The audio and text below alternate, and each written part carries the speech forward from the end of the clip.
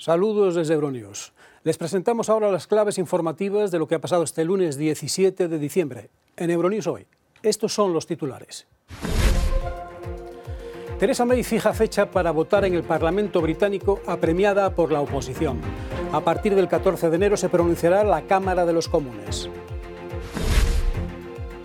Las calles de Hungría se llenan de nuevo por quinto día consecutivo para protestar por la conocida como ley de esclavitud del nacionalista conservador Víctor Orbán. El gobierno colombiano responde a la tregua que ofrece la guerrilla del ELN, que no está a la altura y resulta insuficiente para negociar una paz definitiva. El sorteo de octavos de la Champions coloca a los equipos españoles frente a los contrincantes de distinto nivel de riesgo.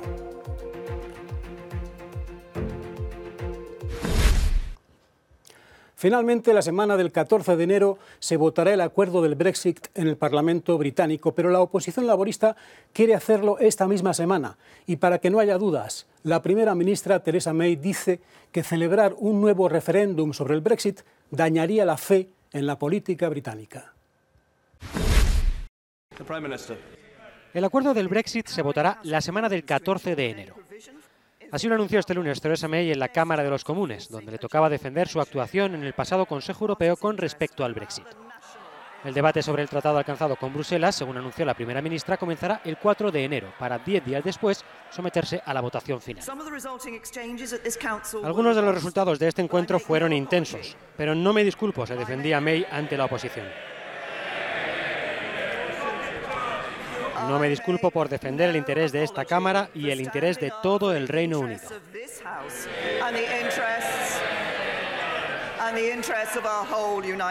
Y hoy puedo confirmar que tenemos la intención de debatir este acuerdo la semana del 7 de enero para celebrar una votación la semana siguiente.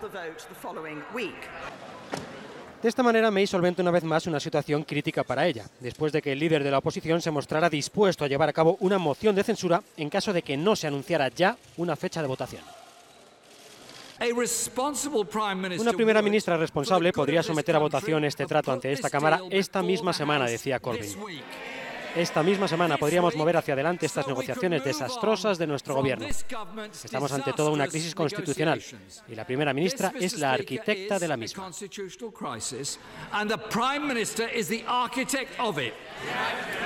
La frontera entre las dos Irlandas sigue siendo el principal tema de preocupación de un Parlamento sobre el que ha sobrevolado la idea de llevar a cabo un nuevo referéndum sobre el Brexit. May se mostró este lunes totalmente contraria a esta posibilidad, la cual, según ella, quebrantaría del todo la confianza del pueblo británico en su democracia. Las consecuencias prácticas del Brexit tienen en un brete tanto a los británicos que viven en la Unión Europea como a los extranjeros que trabajan en el Reino Unido. Algunos llevan años asentados en el país y de pronto ven peligrar trabajo, situación familiar y residencia. Parece estar a años luz de la política de Westminster, pero los trabajadores migrantes de la Unión Europea que trabajan en esta granja de flores de Spalding, en el este de Inglaterra, están preocupados por lo que vendrá tras el Brexit. Prácticamente todo el personal proviene de fuera del Reino Unido. Entre ellos, Beata, de Polonia, que ha hecho de Inglaterra su nuevo hogar. Todo el mundo está preocupado por si podremos regresar aquí si volvemos a casa. Me gustaría que todo se mantuviera igual. La ironía es que si bien la mayoría de las personas en esta región votaron por el Brexit, basándose sobre todo en la inmigración, los trabajadores inmigrantes están ayudando a impulsar la economía local. Los trabajadores de este invernadero, algunos fijos y otros temporales, son de Polonia, Lituania, Letonia, Bulgaria y Rumanía. La jefa quiere que Theresa May se mantenga para hacer efectivo el Brexit, pero también quiere seguridad para sus trabajadores. Simplemente no creo que se esté reconociendo cuánto están ingresando estas personas en el sistema, por lo que debemos reconocerlo y hacerlo rápidamente, y necesitamos obtener una fórmula que funcione muy rápido. La industria está realmente amenazada. En la euroescéptica Boston, Antón y su esposa María dirigen el Café de París. Antón fue criado en Francia, ahora es un ciudadano británico. Su esposa es polaca. Él es pro-Brexit, pero cree que la opinión pública podría estar cambiando. Creo que no habrá acuerdo, de lo contrario iremos a un referéndum. Es decir, que es probable que nos quedemos en Europa a pesar de todos los defensores del Brexit. Lo siento, pero así es como está la gente estos días y la percepción de la gente en las calles es que está harta de las negociaciones. Nadie sabe lo que está pasando, nada está claro. Theresa May habló vagamente, así que no hay una solución concreta para este problema, por lo que la gente está perdiendo la fe. María, inmigrante, apuesta por que el Brexit refuerce las fronteras del Reino Unido. No estoy diciendo que la inmigración deba detenerse por completo, pero tenemos que controlar realmente cuántas personas vienen. Mientras Theresa May intenta salvar su acuerdo para el Brexit después de haber ganado la moción de confianza, Boston espera. Algunos partidarios del Brexit en esta ciudad pueden estar cambiando de opinión, pero la gran mayoría, al parecer, todavía esperan ansiosos ver materializarse este caótico divorcio con o sin acuerdo. Faltan horas para que el Tribunal Supremo vea si es competente para juzgar a los 18 líderes independentistas procesados. Son las cuestiones previas. La defensa pide que el juicio se celebre en Cataluña. Fiscal y Abogacía del Estado se oponen. Arranca una semana clave para el que puede ser el juicio del siglo en España, el de los independentistas catalanes encausados por su participación en el proceso. La Sala de lo Penal del Tribunal Supremo determinará este martes, en una vista previa, si es competente para juzgar a los 18 imputados por delitos de sedición, rebelión, malversación y desobediencia. Las defensas solicitarán que el juicio se celebre en el Tribunal Supremo de Cataluña, algo a lo que se oponen tanto la Fiscalía como la Abogacía del Estado. Los acusados no estarán presentes en la vista previa. 4 de ellos están en huelga de hambre: el expresidente de la Asamblea Nacional Catalana, Jordi Sánchez, y los exconsejeros Joaquín Forn, Josep Rull y Jordi Turull. Esta circunstancia hace posible un adelanto de su traslado desde la cárcel de Lledoners a Madrid, que aún no se ha decidido. Si nada cambia tras la vista previa, el juicio comenzará el próximo mes de enero en una fecha por determinar. Está previsto que dure varios meses. Tanto la Fiscalía como la acusación particular piden que sean juzgados por rebelión, mientras que la Abogacía del Estado rebaja el delito a sedición. En las calles de las principales ciudades de Hungría crece la respuesta contra la nueva ley laboral del primer ministro Viktor Orbán. Más del 80% de la población húngara rechaza una norma conocida como Ley de la Esclavitud. Hoy lunes, por 5º día consecutivo, miles de voces han clamado contra el gobierno nacionalista conservador húngaro. La oposición húngara es tratada sin miramiento alguno. 2 diputados húngaros han sido desalojados este lunes por guardias de seguridad del interior de las instalaciones de la televisión pública húngara. Ambos pretendían que el presentador leyera una petición que traían en contra del gobierno de Viktor Orbán y para pedir la retirada de la reforma laboral. Por primera vez desde 2010, la oposición está unida en contra de la deriva autoritaria del primer ministro. Estos 5 puntos sobre la independencia judicial, sobre la libertad de los medios de comunicación y otras cosas, es algo en lo que todos los partidos de la oposición están de acuerdo. No estamos hablando de diferencias entre los partidos de la oposición. Tenemos objetivos comunes y esos objetivos los entiende la gente, la sociedad civil, las ONGs también. Y por tanto, solo en los últimos días, o quizás en las últimas semanas, tenemos una oposición muy fuerte en Hungría contra el gobierno húngaro. A las puertas del edificio se encontraban más manifestantes que pedían libertad de prensa y criticaban que la televisión pública se hubiera convertido en portavoz del gobierno. El domingo, el centro de Budapest acogió la 4ª jornada consecutiva de protestas por la denominada Ley de la Esclavitud, en la que participaron 10.000 personas. La marcha, llamada Feliz Navidad, Viktor Orbán, fue organizada por partidos de la oposición y sindicatos. El presidente francés Emmanuel Macron quiere concretar cuanto antes las medidas de apaciguamiento de los chalecos amarillos. El objetivo del gobierno francés es aplicarlo pronto y aún más.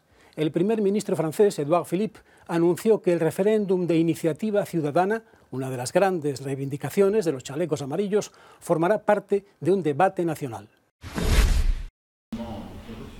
El gobierno francés comienza una semana decisiva para poner fin a la crisis de los chalecos amarillos y quiere aplicar cuanto antes las medidas sociales anunciadas por Emmanuel Macron. pero saldrán caras. Según el primer ministro Édouard Philippe, estas medidas tendrán un coste de 10.000 millones de euros y harán que el déficit para el año que viene suba al 3,2% del PIB, 2 décimas por encima del límite establecido por la UE. Entre los éxitos de los chalecos amarillos se cuentan el haber conseguido el aumento de 100 euros en el salario mínimo, rebajas fiscales en horas extra y la instauración del referéndum de iniciativa ciudadana. Pero tras un mes de protestas en las rotondas, los chalecos amarillos temen ser retirados a la fuerza en las próximas horas. Además, el movimiento podría estar perdiendo fuerza ya que la participación de manifestantes se redujo de forma significativa este sábado. En la quinta semana consecutiva de protestas se pasó, según datos de las autoridades, de 136.000 personas a 66.000 en todo el país.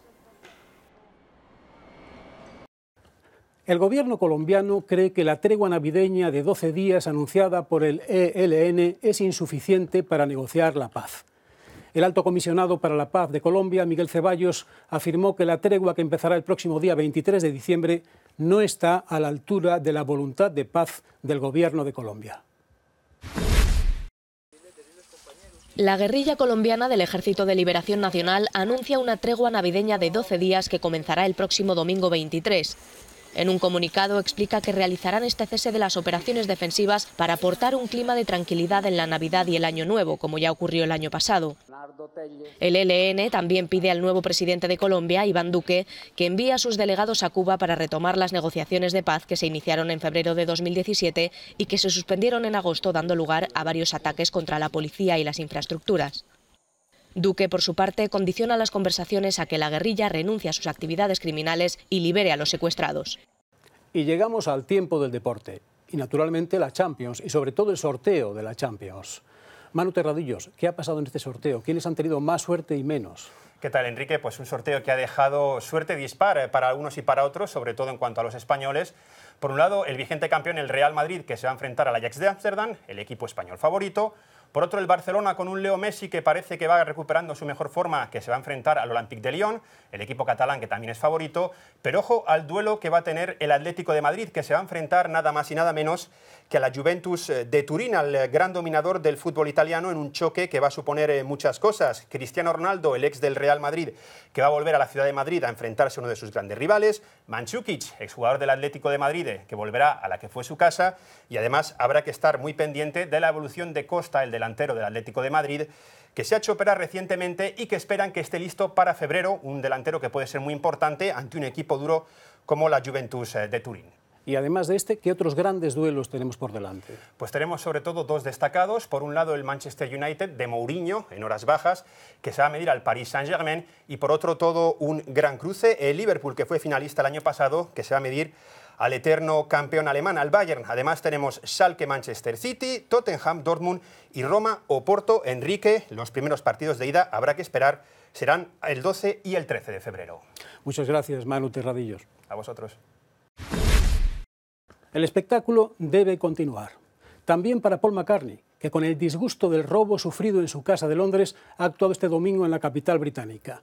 76 años a pie de escenario con un público que abarca 3 generaciones. Good evening, London. I am getting a feeling we are going to have a bit of a party in this place tonight. Londres vibra con un incombustible Paul McCartney inmerso en su gira Freshen Up.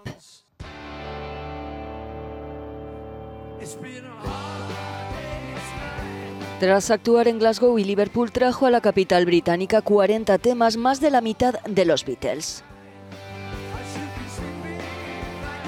Clásicos como Hard Day's Night, All My Lovin' o Get Back, canción en la que compartió escenario con el ex batería de los Beatles Ringo Starr y el guitarrista de los Rolling Stones Ron Wood.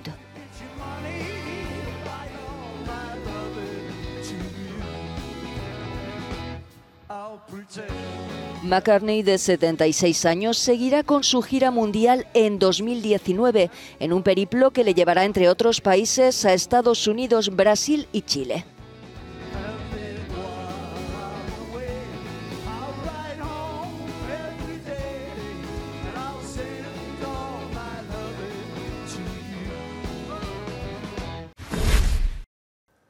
Y hasta aquí hemos llegado en Euronews hoy. Pueden tener más detalles sobre estas y otras informaciones en el momento en nuestras redes sociales. Gracias por acompañarnos. Euronews sigue ahora con ustedes con más información.